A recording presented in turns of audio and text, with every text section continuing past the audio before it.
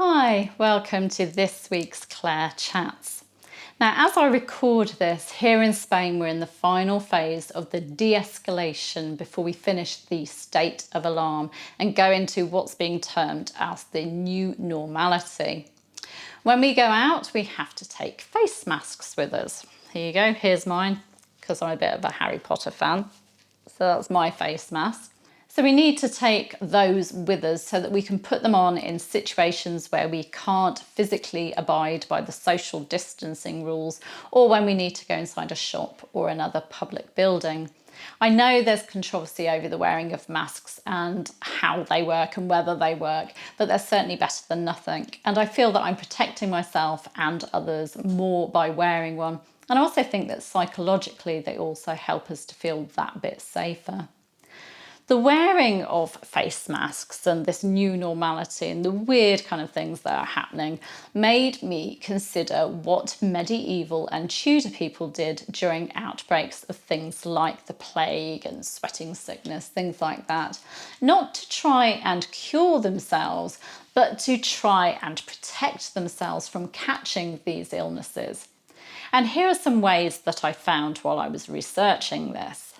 Quarantine and social distancing, things that we're doing today.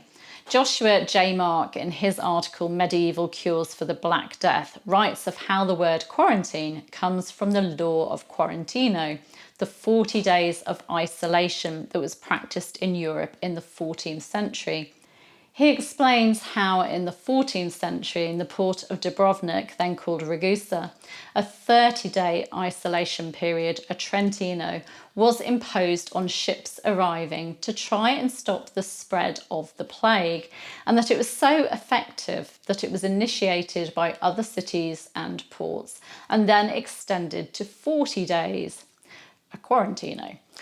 40 days had a religious and symbolic significance with the fact that Jesus was in the wilderness for 40 days.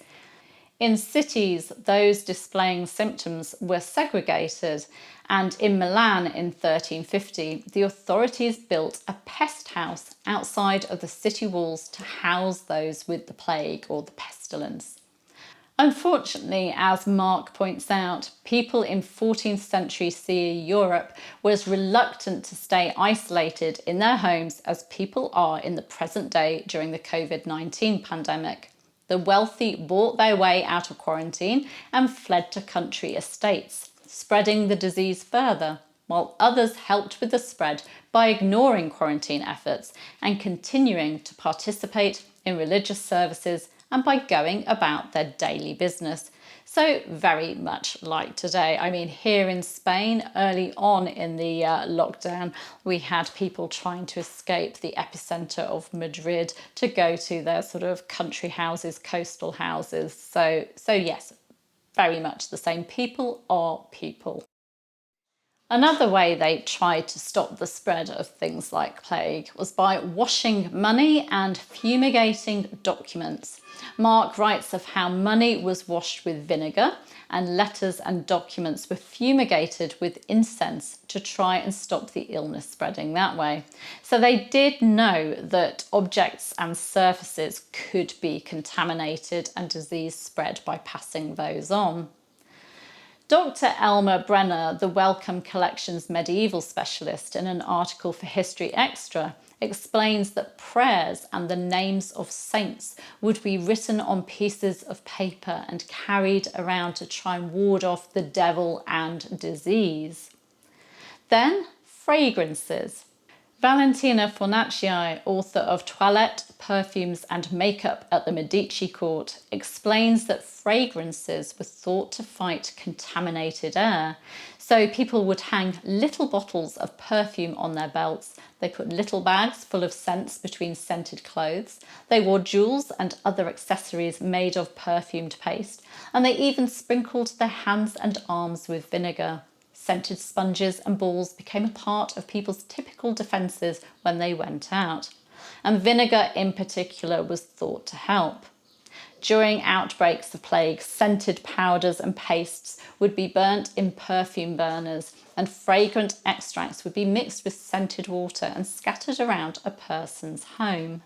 Antonio de' Medici collected plague remedies, which included recipes for special scented balls, oils to rub on the body, and lists of what foods and drinks to consume or to avoid. And I'll give you a link to an article on medievalists.net, which has an extract from Valentina's book about Antonio's list, just in case you want to try a few. Although, Antonio was not a physician, and this is quite a few centuries ago, so won't work against COVID-19. Antonio also advised against napping during the day and having too much sexual contact. Another way thought to protect the person from things like the plague was carrying a posy or a pomander. The traditional words to ringa ringa roses are ringa ringa roses, a pocket full of posies, a tissue, we all fall down. And the posy mentioned here was a bag of herbs worn to ward off the plague. Pomanders were also carried. These could be a lozenge or aromatic ball of substances like resin, gum, wax or dirt mixed with musk, rose petals, herbs and spices, or a perforated case of petals, herbs and spices. According to his servant George Cavendish, Cardinal Thomas Wolsey would hold in his hand a very fair orange, whereof the meat or substance within was taken out and filled up again with the part of a sponge, wherein was vinegar and other confections against the pestilent airs, to which he most commonly smelt unto, passing among the press, or else when he was pestered with many suitors. So that's kind of similar to an orange pomander, an orange studded with cloves. Then there were the plague doctor masks. Okay, so I like my Harry Potter face mask, but I would love a proper plague doctor mask. It would certainly be a talking point as I was walking around. And these masks were like a bird's face with a long beak, and that beak would be stuffed with medicinal herbs, flowers and spices to ward off the contaminated air and bad smells. Then we have royal proclamations, and these were really for protecting the monarch. In the proclamations of the Tudor queens, Frederick A. Youngs Jr. writes about how Queen Elizabeth I issued proclamations to protect herself against infection. An example given is a proclamation in 1569 when the court was at Windsor, and the proclamation authorised court officials to punish unauthorised visitors and to control access to Eton and Windsor. Plague was one of the reasons for a monarch leaving London and going off on royal progress in the summer months. London was hot, it smelt bad in the summer as well, and diseases like the plague, and of course there were epidemics of sweating sickness as well. The monarch wanted to get away off into the country, into the clean air and away from those illnesses. Now, a few years ago on the Anne Boleyn Files website, I shared some pomander recipes and recipes for scented beeswax figures and pomander beads. Now, these will not in any way protect you from COVID-19, just as they didn't protect people in the 14th, 15th and 16th centuries from the plague and sweating sickness.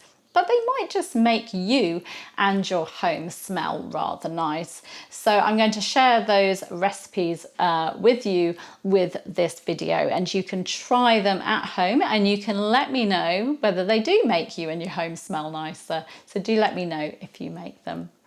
Thank you for joining me today, and I hope you've enjoyed this look at what people in the past did to try and avoid disease, just like we do things today to try and avoid COVID-19. Take care, stay safe and well, and I'll see you soon.